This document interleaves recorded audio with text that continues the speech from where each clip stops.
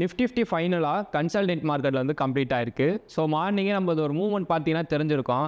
சின்னதாக ஒரு மூவ்மெண்ட் வந்து அரைச்சிக்கிட்டே ஒரே பிளேஸில் வந்து நம்மளுக்கு நின்றுருந்துச்சு. அதை பேஸ் பண்ணி நிஃப்டி இன்னைக்கு ஃபுல்லாக சைட்வேஸ்.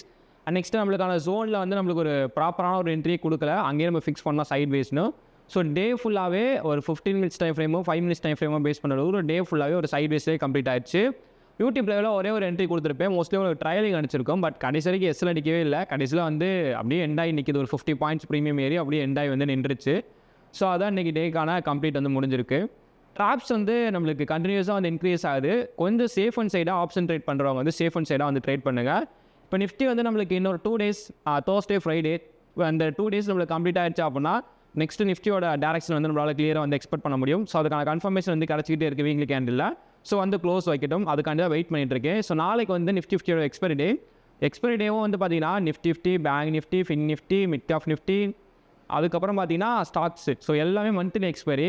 நல்ல ஒரு மூவ்மெண்ட் இருக்கிறதுக்கான பாசிபிலிட்டிஸ் இருக்குது. அண்ட் ஆல்சோ பார்த்தீங்கன்னா சைட்வேஸ் இருக்கிறதுக்கான சான்ஸ் இருக்குது. ஏன்னா ப்ரீமியம் வந்து கொஞ்சம் ஹையாக இருக்குது.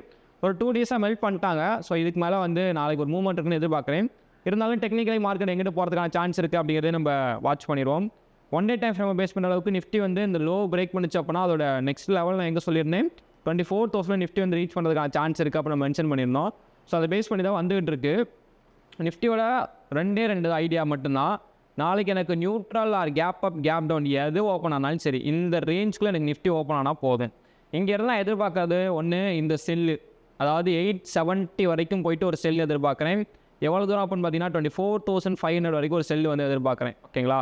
ஒன்ஸ் இந்த லெவலுக்கு, அதாவது கரெக்டாக இந்த லெவலை பிரேக் பண்ண நீங்கள் என்ட்ரியை வந்து ப்ளேஸ் பண்ணுங்கள். 24,737 கீழே அது பிரேக் ஆகுது அப்படின்னா நீங்கள் டவுன் ட்ரெண்டுக்கு என்ட்ரி ஃபோக்கஸ் பண்ணி 24,500 வரைக்கும் இந்த ரேஞ்ச் வரைக்கும் நம்ம ஃபுல்லாக என்ட்ரியை ஃபோக்கஸ் பண்ணலாம்.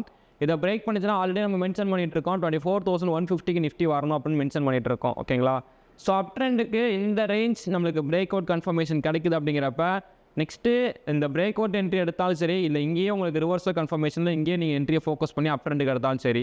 ஸோ இல்லைனா அகைன் இவ்வளோ தூரம் போயிட்டு ஒரு ரீட்ரெஸ்ட் பண்ணிச்சு அப்படின்னா அப்போ ரீட்ரெஸ்ட் என்ட்ரியை ஃபோக்கஸ் பண்ணி 25,250 வரைக்கும் அப் ட்ரெண்ட் வந்து ஃபோக்கஸ் பண்ண முடியும். அதாவது இதுக்கு மேலே பிரேக் பண்ணால் கன்ஃபர்மேஷன் அப் ட்ரெண்டுக்கு இருக்கும்.